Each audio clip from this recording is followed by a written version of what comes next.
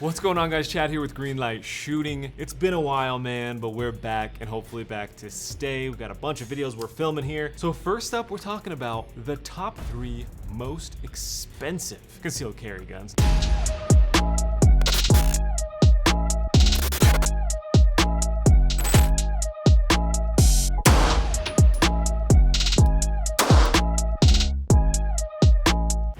Obviously, there's a million expensive concealed carry guns out there. I just kind of picked 3 that really stood out. I'm here at the collector's house with his insane collection, so I've got a lot of ridiculous guns at my fingertips. Just kind of dive in. So first up, we're starting on the lowest end here. So this is the Wilson Combat EDC X9. Honestly, maybe one of my favorite concealed carry guns that he has here in his collection. To give you an idea, since we're talking expensive, this thing starts at about $3,000 for the gun itself. You throw on the optic, $500. So let's call this a $3,500 concealed carry setup. Now, what makes this thing so nice? First of all, it's Wilson Combat, which is they're a brand that's known for putting out extremely high caliber, I shouldn't say high caliber, I guess, high quality, tight tolerance, really reliable, durable guns. So Wilson Combat makes some of the finest 1911s out there. And the interesting thing about this X9, it's a mix of their 1911 style slide here with their higher capacity X9 frame. So rather than the standard 1911 that you're getting a single stack, 7 or 8 rounds of 45, whatever, this is chambered in 9mm, and you're getting 15 rounds of 9mm. So you're getting kind of like a double stack, like a Glock 19 style magazine.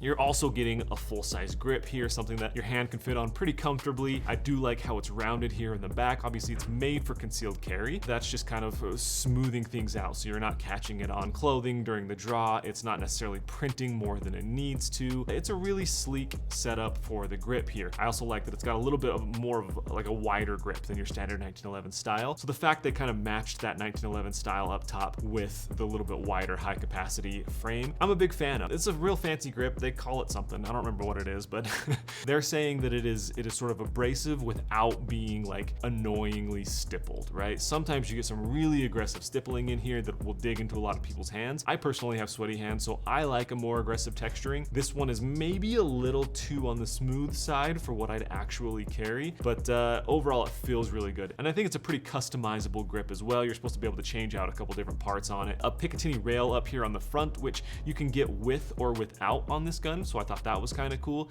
If you're someone that likes to run a light or something like that, this gives you that option. Now, it is based on a 1911 style, so it's single action only. We do have a nice big fluted barrel up there on top, keeps everything as light as possible. We've also got, a skeletonized hammer back here, ambi manual safety, and it is optic ready with an RMR footprint, bright green fiber optic there on the front. So kind of everything you'd expect from a really good high quality gun. The other thing I like about this in terms of being concealed carry, it should fit in any standard 4 or 4.25 inch size 1911 holster. So you don't have to have something that is very specific to this model of gun. It should fit in most of those compact 1911 holsters. I'm a fan of it, man. I still think I'd probably stipple this grip a bit more. It's a bit heavy. I mean, you've still got that heavy sort of steel 1911 style slide and stuff like that. So I'll pull this trigger once so you can kind of see it as well. So that's kind of your take up right there. Once you hit that wall, pretty light, crisp trigger pull. Oof. I mean, you got a 1911 style trigger, so it's gonna be hard to beat. Obviously, as you're concealed carrying, it's something to consider, but that manual safety certainly does help out a lot. So once again, about $3,500 for the Wilson Combat EDC X9. Pretty cool option. All right, 5 rounds, Wilson Combat.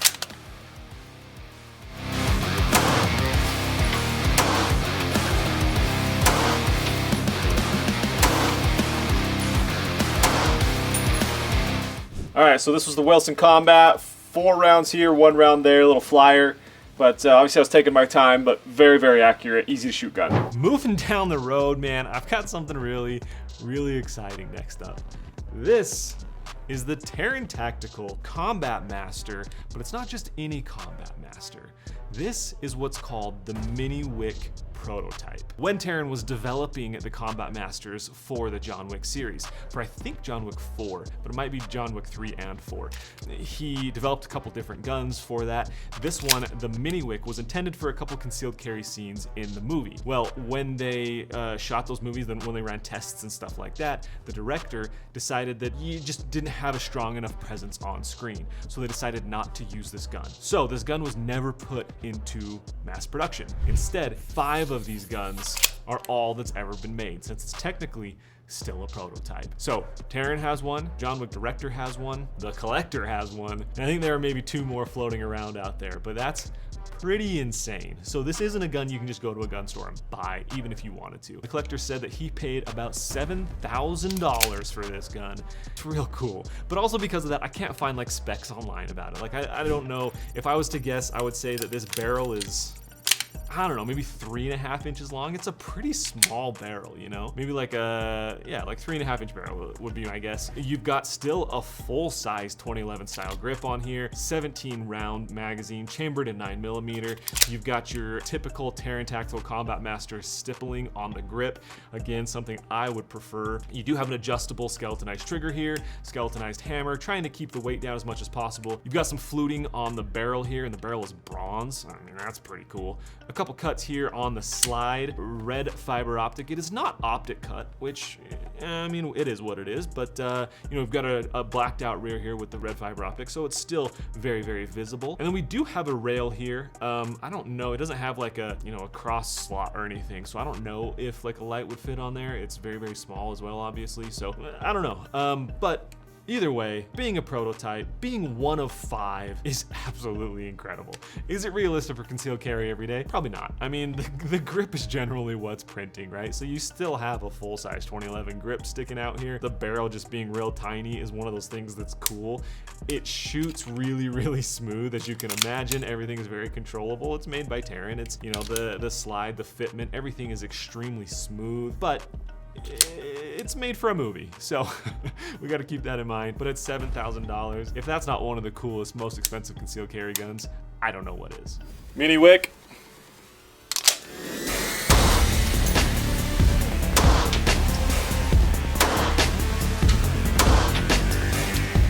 That was weird. You can adjust these rear sights, so I'm gonna say that this might have been a little bit off, because here's what I was aiming for. That was my first shot, second shot, third shot, fourth shot, fifth shot. And I started aiming more and more down here. I'm sure a little bit of it was user error, but a little bit was maybe the sights as well. So I think it'll be a very accurate gun once it's sighted in. And finally, coming up on the number 3 spots here, I'm actually gonna throw on some of these white fancy gloves, because if you have been a fan of the channel for a while, you know that I have the sweatiest hands in the gun industry.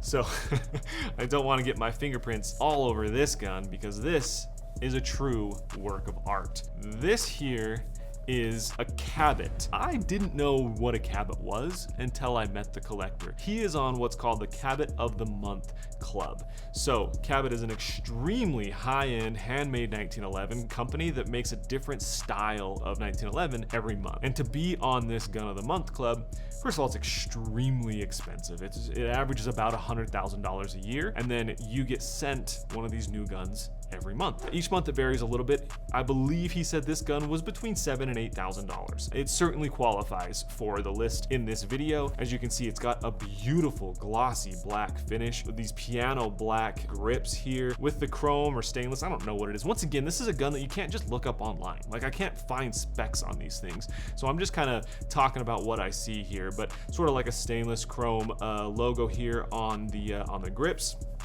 This is chambered in 9mm. This is a single stack though, so we're still only getting 10 rounds. And then as far as sights goes, we have a blacked out rear sight with just a white dot front sight. We don't have a rail here. We do have some nice cross stitching on the front of the grip as well as the back of the grip. And then once again, this is something that's kind of rounding out that grip a little bit on the bottom here, because as we all know, concealed carrying, those are the things that are going to start to print. Now, this mag is sticking out quite a bit. So without that mag, you know, if we had a flush fit mag or something like that, I think that would be a little bit smoother of a fit for concealed carry. This beaver tail's really sticking up a bunch, but I think that's probably hideable. I think this is where you tend to get the most printing, but 10 rounds. But we have a beautiful sort of like top engraving here along the slide.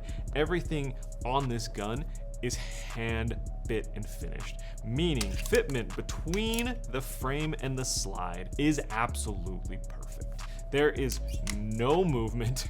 My gosh, is it glass smooth? Like, I don't imagine this gun's ever been shot or oiled or anything, so keep that in mind. But wow, the tolerances are unreal tight in this thing. Big nice bull barrel in there. Is it heavy? Yes. Is it pretty impractical? Absolutely. But is it beautiful and expensive? And that's what we're talking about in this video. Yes. So let's call it $7,500 for this thing. A beautiful Cabat guns topping out the list of our top 3 most expensive concealed carry guns. So I was not gonna shoot this gun, but the collector saw that I wasn't going to shoot it, and now he is making me shoot it. So thank you to the collector for letting me shoot your super fancy Cabat. I have very sweaty hands. These grips are gonna be ridiculous, but here goes nothing.